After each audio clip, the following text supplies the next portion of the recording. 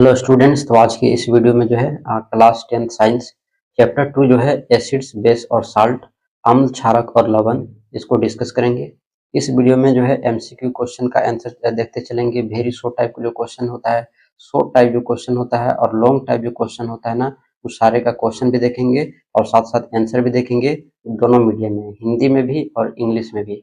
चलिए स्टार्ट करते हैं। स्टार्ट करने से पहले चैप्टर 1 का अपलोडेड है, जाकर के आप देख सकते हैं। इसी तरह से क्लास 9, क्लास 8 का भी अपलोडेड है, सारे के प्लेलिस्ट बने हुए हैं, आप जाकर के देख सकते हैं चैनल पर विजिट करके। और जो नए होंगे वो चैनल को जरूर सब्सक्राइब कर लेंगे, क्योंकि इसी तरह से जो वीडियो मैं इस चैनल पर लाते रहूंगा। ठीक है। जो क्वेश्चन है कि कोई विलयन लाल लिटमस को नीला कर देता है, तो इसका पीएच जो है वो क्या होगा। ठीक है। तो यहाँ ऑप्शन है, 1 होगा, 4 होगा, 5 होगा या 10 होगा। तो इसका 10 होगा। ठीक है। वही अब क्वेश्चन यहाँ पर इंग्लिश में है कि if a solution turns red litmus blue what would be it's pH. तो उसका ऑप्शन डी होगा। ठीक है। उसके बाद नेक्स्ट क्वेश्चन देखते हैं। क्वेश्चन नंबर 2 है कि कोई बिलियन अंडे के पिसे हुए कवच से अभिक्रिया कर एक गैस उत्पन्न करता है जो चूने के पानी को दूधिया कर देती है, तो इस बिलियन में क्या होगा। NaCl, HCl, LiCl या KCl। तो इसमें सही जो ऑप्शन होगा ऑप्शन बी होगा, HCl। यही क्वेश्चन यहाँ पर इंग्लिश में है, तो इंग्लिश जो है देख लेना। उसके बाद नेक्स्ट क्वेश्चन देखते हैं कि NaOH का 10 ml बिलियन HCl के 8 ml बिलियन से पूर्णतः उदासीन हो जाता है। यदि हम NaOH के उसी बिलियन का 20 ml लें, तो इसे उदासीन करने के लिए HCl के उसी बिलियन की कितनी मात्रा की आवश्यकता होगी। तो वो होगी 16 ml की। ठीक है। तो यही क्वेश्चन अब यहाँ पर इंग्लिश में है, तो इसको लिख लेना है। उसके बाद नेक्स्ट क्वेश्चन जो है कि अपच का उपचार करने के लिए निम्न में से किस औषधि का उपयोग होता है। और ये इसके रहे 4 ऑप्शन, सही ऑप्शन हो जाएंगे एंटासिड, है ना, एंटासिड। ठीक है। तो ऑप्शन सी इसमें क्या है, सही है। उसी तरह से अगला क्वेश्चन जो है ये रहा इंग्लिश में। उसके बाद क्वेश्चन 5 है कि प्लास्टर ऑफ पेरिस किसके द्वारा कठोर होता है। तो जल के साथ संयोजन। तो ऑप्शन इसमें यानी जल मतलब पानी, तो ऑप्शन यहाँ पर ए जो है सही करेक्ट ऑप्शन होगा। वही यहाँ पर आंसर जो है इंग्लिश में है, तो इसको देख लेना है, क्वेश्चन भी और ऑप्शन भी सही है। इमली में पाया जाने वाला अम्ल है, अब बताओ इमली में कौन सा टार्टरिक अम्ल पाया जाता है। तो ऑप्शन इसमें जो है बी सही होगा।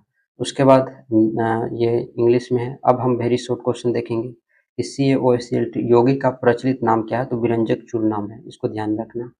उसके बाद वो यही क्वेश्चन इंग्लिश में है। उसके बाद नेक्स्ट क्वेश्चन देखते हैं कि उस पदार्थ का नाम बताइए जो क्लोरीन से अभी है ना, जो क्लोरीन से क्रिया करके विरंजक चूर्ण बनाता है। तो शुष्क बुझा हुआ चूना है। ठीक है। और ये रहा इसका रिएक्शन। उसके बाद नेक्स्ट है कि उसके बाद ये इंग्लिश में है। उसके बाद यहाँ एक और नेक्स्ट क्वेश्चन है कि कठोर जल को मृदु करने के लिए किस सोडियम यौगिक का उपयोग किया जाता है। तो सोडियम कार्बोनेट, Na2CO3, यानी धोने का सोडा।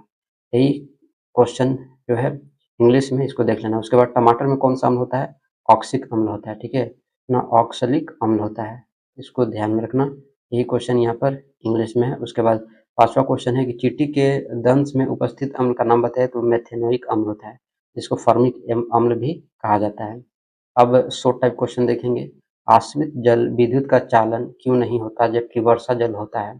तो आश्रित जल शुद्ध होते हैं जिसमें आयन नहीं होते हैं। विद्युत का चालन आयनों द्वारा होता है, तो इसमें आयन होते ही नहीं, इसलिए नहीं होता है। अब बर्फ के जल में थोड़ी मात्रा में अम्ल होते हैं, क्योंकि वायु में उपस्थित SO2 और NO2 गैस जल में मिलकर इसे अम्लीय बना देते हैं, और ये अम्ल H+ आयन उत्पन्न करते हैं जो विद्युत का क्या करते हैं, चालन करते हैं। यही आंसर इंग्लिश में है, तो इंग्लिश में देख लेंगे। उसके बाद नेक्स्ट क्वेश्चन है कि जल की अनुपस्थिति में अम्ल का व्यवहार अम्लीय क्यों नहीं होता। तो ये इनके 4 ऑप्शन से मतलब इसके आंसर हैं। ठीक है।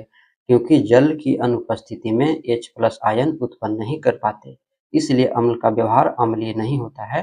केवल जल की उपस्थिति में ही अम्ल H+ आयन उत्पन्न कर पाते हैं, तथा अम्लीय अभिलक्षण दर्शाने के लिए आयनों का बनाना जरूरी होता है। ठीक है। तो ये इसका आंसर इंग्लिश में है। इंग्लिश वाला देखेंगे आंसर क्वेश्चन, और हिंदी वाला हिंदी वाला।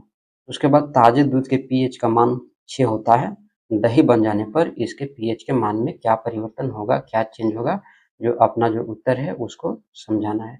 तो दही बनने की प्रक्रिया में लैक्टिक अम्ल का निर्माण होता है, जिसके कारण पीएच 6 से कम हो जाता है। तो दूध से दही एक होता है प्रोसेस, दूध से दही अगर कन्वर्ट होता है तो बताना उसमें कौन सा जो जीवाणु है वो काम आता है, ठीक है। तो उस जो जीवाणु है उसका नाम आप कमेंट बॉक्स में जरूर बताना, तो कि दूध से दही में जो कन्वर्ट होता है वो कौन सा जीवाणु के द्वारा होता है, ठीक है। उसके बाद नेक्स्ट जो है कि क्वेश्चन जो है कि ये इंग्लिश में है। उसके बाद नेक्स्ट क्वेश्चन है कि उदासीनीकरण अभिक्रिया क्या है, दो उदाहरण दीजिए। तो अम्ल क्षारक की अभिक्रिया से लवण एवं जल बनते हैं, जिसे उदासीनीकरण अभिक्रिया कहते हैं, और ये इसका रहा उदाहरण, ठीक है। अब यही क्वेश्चन का आंसर इंग्लिश में यहाँ पर है, इंग्लिश वाला देख लेंगे। उसके बाद नेक्स्ट जो क्वेश्चन है उसको देख लेते हैं कि प्लास्टर ऑफ पेरिस की जल के साथ अभिक्रिया के लिए समीकरण लिखिए। तो प्लास्टर ऑफ पेरिस CaSO4 है ना, हाफ H2O जल के साथ अभिक्रिया करके जिप्सम CaSO4 इंटू 2H2O का निर्माण करता है, और ये इसका है रहा रिएक्शन, ठीक है। उसके बाद नेक्स्ट जो क्वेश्चन है ये इंग्लिश में रहा, हिंदी वाले देखेंगे, हिंदी वाला, इंग्लिश वाला, इंग्लिश वाले। तो सोडियम हाइड्रोजन कार्बोनेट के विलयन को गर्म करने पर क्या होगा, इस अभिक्रिया के लिए समीकरण लिखिए। तो सोडियम हाइड्रोजन कार्बोनेट के विलयन को गर्म करने पर यह सोडियम कार्बोनेट जल तथा कार्बन डाइऑक्साइड का निर्माण करता है। तो NaHCO3 Na2CO3 प्लस H2O और प्लस CO2, ये इसका होगा आंसर। उसके बाद नेक्स्ट जो क्वेश्चन है कि आपके पास दो विलयन है ए और बी है, विलयन ए के पीएच का मान 6 है और विलयन बी का पीएच का मान 8 है। किस विलयन में हाइड्रोजन आयन को सांद्रता अधिक है, इनमें से कौन अम्लीय है तथा कौन क्षारीय है, यह भी बताना है, ठीक है। तो देखो इसका आंसर है कि जिस विलयन का पीएच मान 7 से अधिक होता है वो क्षारीय होता है, ठीक है। वो क्या होता है, क्षारीय होता है। और जिस विलयन का पीएच जो मान होता है वो 7 से कम होता है वो अम्लीय होता है। तो इसलिए विलयन ए अम्लीय होगा और विलयन बी क्षारीय होगा। बात समझ में आया।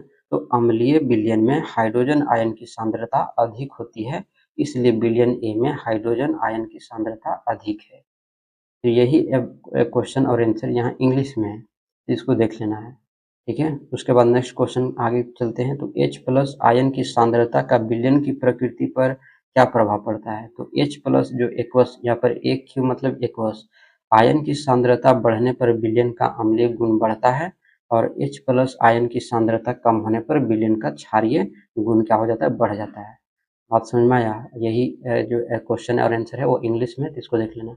उसके बाद नेक्स्ट क्वेश्चन आगे चलते हैं कि क्या क्षारीय विलयन में H प्लस आयन होते हैं, अगर हाँ तो ये क्षारीय क्यों होते हैं, ये भी बताना है।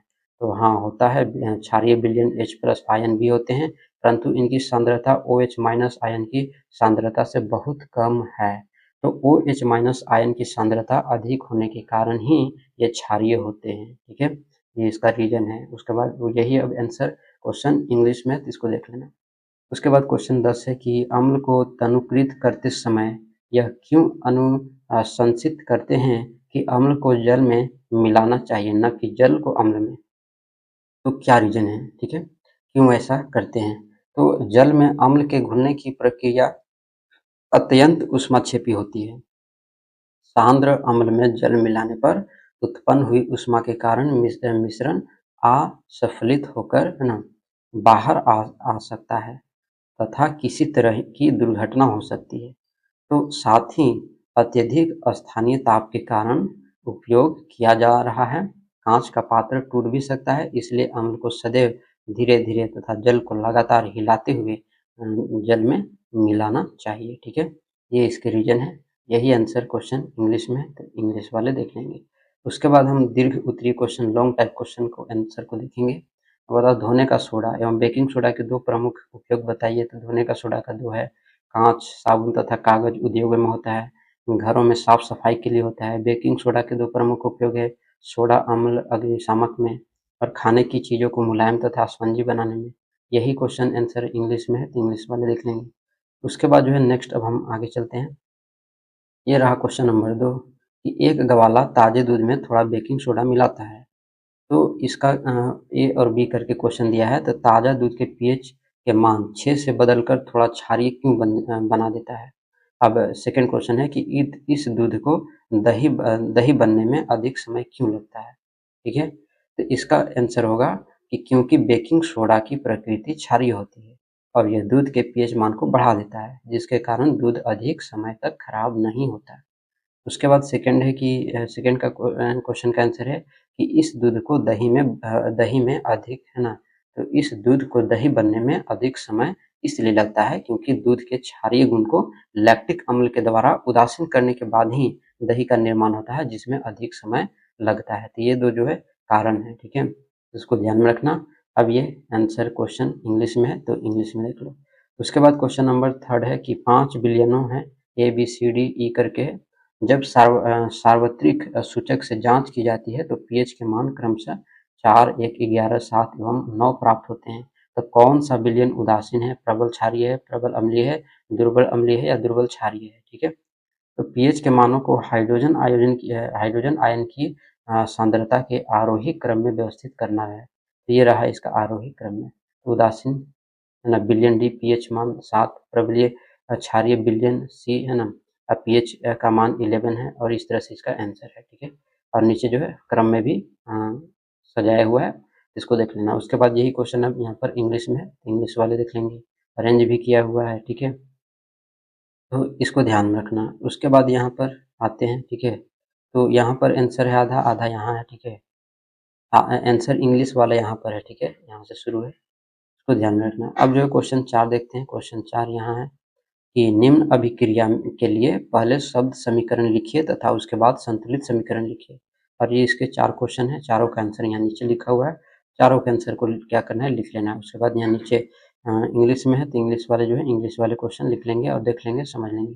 उसके बाद यहाँ से 5वां क्वेश्चन स्टार्ट होता है, तो 5वां क्वेश्चन यहाँ तक है। उसके बाद यहाँ पर है और बाकी बचा हुआ, और आंसर भी यहाँ पर लिखे हुए हैं, ठीक है, तो इसको देखना है।